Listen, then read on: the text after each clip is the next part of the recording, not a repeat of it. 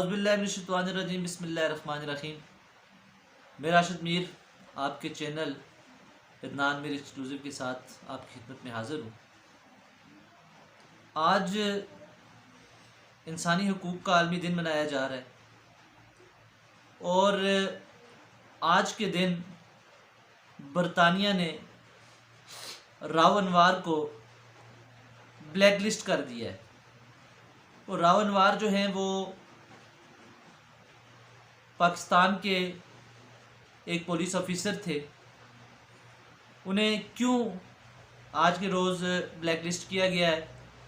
और इससे पहले लंदन और अमेरिका भी उन्हें ब्लैक लिस्ट कर चुका है, इस तमाम की तफसीलात में आपको वीडियो में आगे बताता हूँ। उससे पहले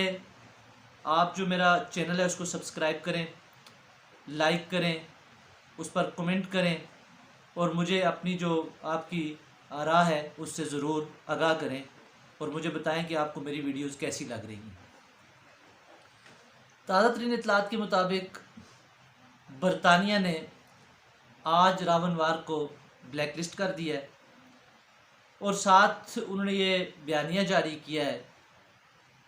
कि बरतानिया आज इंसानी हकूक़ के आलमी दिन पर राव अनवार को ब्लैक लिस्ट कर रहा है, उसके तमाम जो असासे उनको मुंजमद कर रहा है, उसके बैंक अकाउंट्स मुंजमद कर रहा है।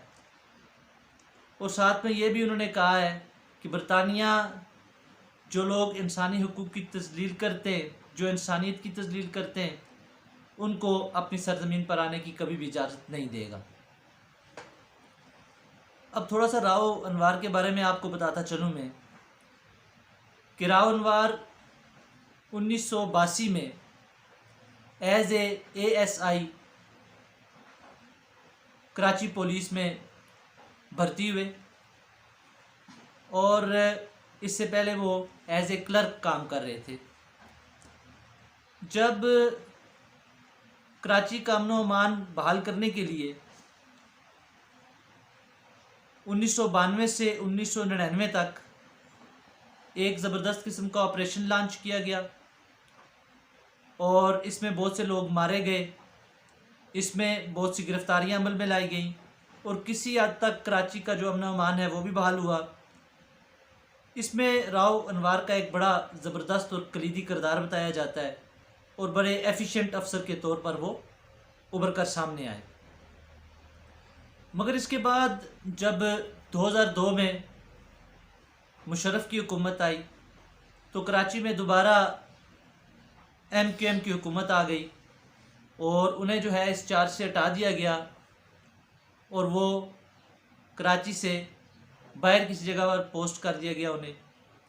लेकिन उसके बाद जब 2008 में दोबारा पीपल्स पार्टी की हुकूमत आई तो राव अनवार को दोबारा कराची में वापस लाया गया और उन्हें सब इंस्पेक्टर से DSP लगा दिया गया, उन्हें प्रमोट कर दिया गया और कमियारी एक थाना है कराची में उसमें उन्हें लगाया गया। लेकिन बहुत जल्द ही उन्हें जो है वो SSP मलीर जो है वो तयन कर दिया गया। अब इसमें इस दौरान जो है वो उनके जो तल्लुकात थे वो सियासी अशखास से बड़े अच्छे बन गए और उनको एक मुकम्मल तौर पर सियासी बैकग्राउंड मिल गया और सिंध हुकूमत जो है उन्हें मुकम्मल तौर पर तहफ़्फ़ुज़ देने लगी, उनके जो है वो पुष्ट पनाही करने लगी। जब 2012 में उन्हें अदालत के एक हुक्म पर दोबारा डिमोट किया गया कि इन्हें दोबारा सब इंस्पेक्टर की जो है वो तैनाती पर डिमोट किया गया, तो उस वक़्त जरदारी ने अपने एग्जेक्टिव पावर इस्तेमाल करते हुए, एक्स्ट्रा जुडिशल पावर इस्तेमाल करते हुए इन्हें SSP मलीर ही रखा और इन्हें जो है वो तब्दील ना होने दिया। इसके बाद अब्बास टाउन में एक धमाका होता है जिसमें कुछ लोग मारे गए। उस वक़्त जो है वो SSP मलीर ने मुतअद्दा कौमी मूवमेंट पर एक बड़ा सख्त इल्ज़ाम लगा दिया और उन्होंने कहा कि मुतअद्दा के जो कारकुन हैं वो हिंदुस्तान की स्पेशल एजेंसी से ट्रेनिंग लेकर आते हैं और वो पाकिस्तान से हिंदुस्तान जाते हैं और वहाँ से हथियार भी लेकर आते हैं और कराची में अमन अमान की सूरत हाल को ख़राब करते हैं। इस इल्ज़ाम के बाद उन्होंने ताहिर लंबा, एक एक्टिविस्ट था जो MQM का था, उसे गिरफ़्तार कर लिया। उसकी गिरफ़्तारी के बाद जब उसकी इन्वेस्टिगेशन हुई तो कोर्ट ने उसे छोड़ दिया, उसे रिहा कर दिया नाकाफ़ी सबूत होने की वजह से, और 2013 में दोबारा जो है रावणवार को जो है वो सस्पेंड कर दिया गया। इसके बाद 2016 में जो रावणवार हैं उन्होंने इज़हारुल हक, जो मुतहदा कौमी मूवमेंट के एक बड़े ज़बरदस्त लीडर हैं, उनके घर पर छापा मारा और उन्हें गिरफ़्तार कर लिया,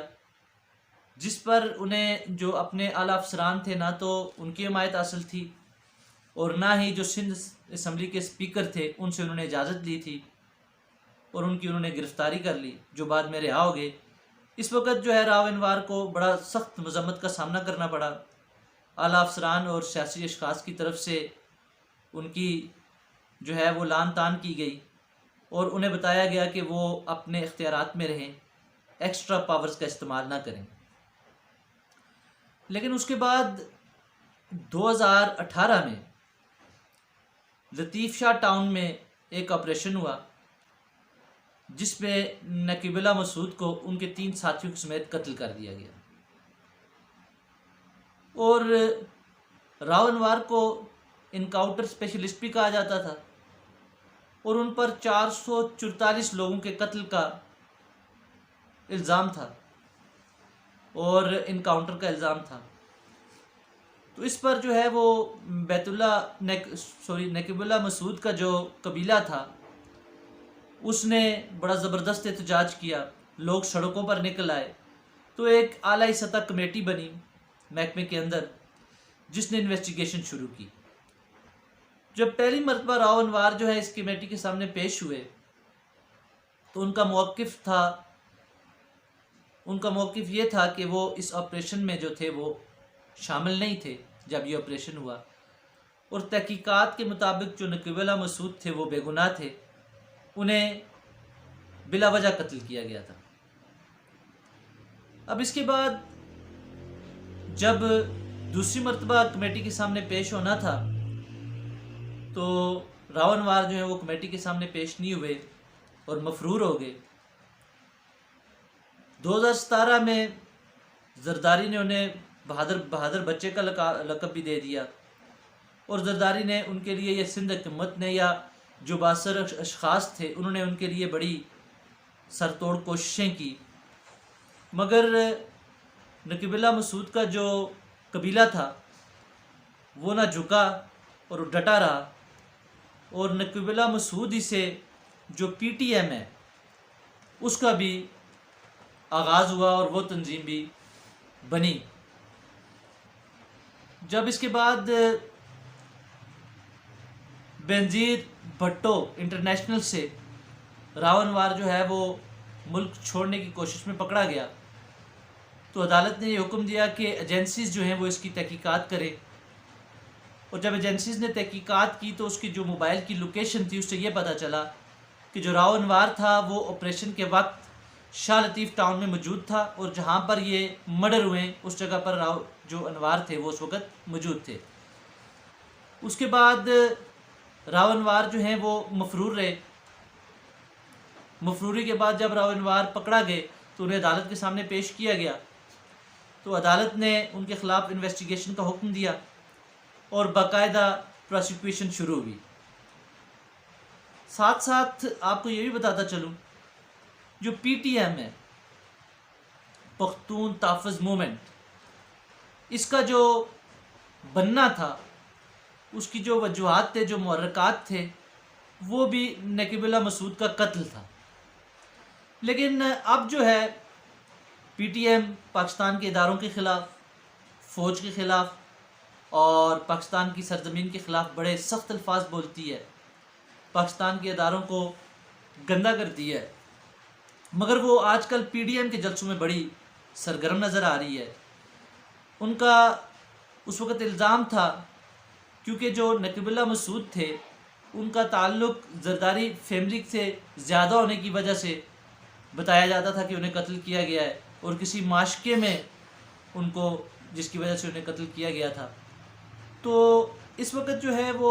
पीपल्स पार्टी भी, मुस्लिम लीग नून भी और दीगर जमातें भी जलसे करवा रही हैं, जिसमें प्लेटफार्म मुहैया जो है वो पख्तून तहफ़्फ़ुज़ मूवमेंट को भी मिल रहा है। अब जो पख्तून तहफ़्फ़ुज़ मूवमेंट है वो आकर मुख्तलिफ़ जलसों में बात करती है, और जो असली जिस वजह से पख्तून तहफ़्फ़ुज़ मूवमेंट बनी थी उस पर उन्होंने बोलना कम कर दिया है, बल्कि तकरीबन छोड़ ही दिया। इसके बाद जो राव अनवार हैं वो इस वक्त पंजाब में मौजूद हैं, अपने घर पर हैं,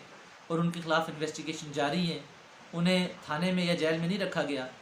बल्कि सियासी जो बैकग्राउंड है, जो सियासी असर रसूख है, उसकी वजह से वो अपनी ज़िंदगी जो है वो अपने घर में बड़ी अय्याशी के साथ गुजार रहे हैं। और उनकी जो है उन्होंने 3 उनकी शादियाँ हुई हैं, जिसमें से उनके 9 बच्चे हैं, और वो मज़े के साथ अपने बच्चों के साथ अपनी लाइफ को एंजॉय कर रहे हैं। इसके बाद आपको ये भी बता दूं कि दुनिया जो है वो राव अनवार को एक कातिल तस्वर करती है। दुनिया राव अनवार को इंसानी हकूक़ पर डाका डालने वाला शख्स तस्वर करती है, और दुनिया जो है वो साथ साथ ये भी देख रही है कि जो राव अनवार हैं उन्हें कितने मज़े के साथ, आराम के साथ पाकिस्तान के अंदर वो अपनी ज़िंदगी गुजार रहे हैं, और उनके ख़िलाफ़ जो केस चल रहे हैं वो कितने मौसर हैं या कितने नहीं हैं, ये भी दुनिया देख रही है। तो हम जो है वो पाकिस्तान के इदारों से, पाकिस्तान से और पाकिस्तान के लोगों से अपील करते हैं कि राव अनवार जैसे शख्स के ख़िलाफ़ सख्त कार्रवाई होनी चाहिए। एक आम कैदी की तरह उनके साथ भी ट्रीट होना चाहिए। उन्होंने 444 लोगों का कत्ल किया है, कितने लोग बेगुनाह मारे हैं, ये सारी इन्वेस्टिगेशन होनी चाहिए, और ताकि दुनिया को ये एक मैसेज जाए कि हमने, बल्कि पाकिस्तान के इदारों ने, पाकिस्तान ने